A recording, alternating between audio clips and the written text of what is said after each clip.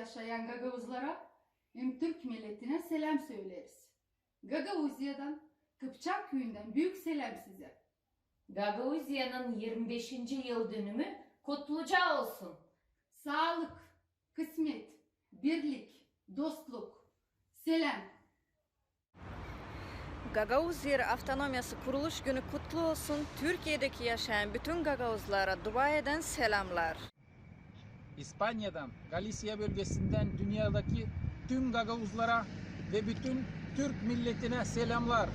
Gagavuz Yeri Kuruluşu kutlu olsun. Adım Svetlana Tulva, İtalya, Rim.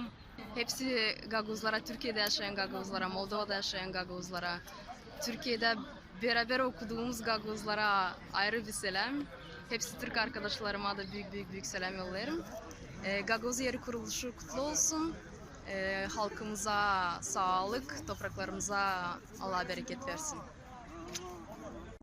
Büyük selamlar Frankfurt'tan Türkiye'de yaşayan Gagavuzlarına ve bütün Türk milletine kutlarım Gagavuz Yeri 25 yılını. İsterim ki bizim Gagavuzya kalkınsın öteye doğru da her zaman uygunluk olsun hem bereket. Selam hepsi Gagavuzlara Portugalya'dan. Gagavuz yerimizin 25 yılı kutlu olsun. İnsanımıza Allah'tan dua ederim sağlık, toprakımıza bereket. Şen olsun Gagavuzlar. Türkiye'de yaşayan Gagavuzlara hepsine selam ederim. Hem kutlu ederim sizi Gagavuzya'nın 25. yıl dönümünden. Gençlerin adına isterim sağ ol deme büyüklere hem ihtiyarlara ki angaları gençlik kuvvetini hem sağlığını bağışladılar bize. Bizim yaşamımız daha iyi, daha parlak olsun diye. Gece gündüze katıp onlar çalıştılar.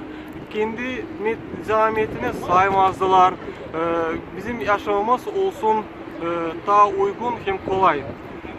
Gagavuzlar birlikte pek çok zorluk geçtiler. Hem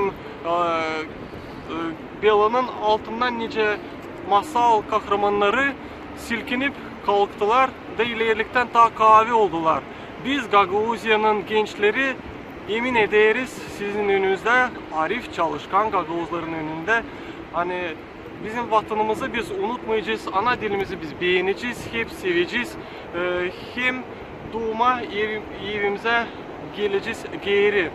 Bitkide isterim size söyleme, Gagavuzya yaşasın, hem Gagavuzlar yaşasınlar. Hem isterim söyleme, kalın sağlıcakla, Allah koruyucu olsun size. Sağ olun.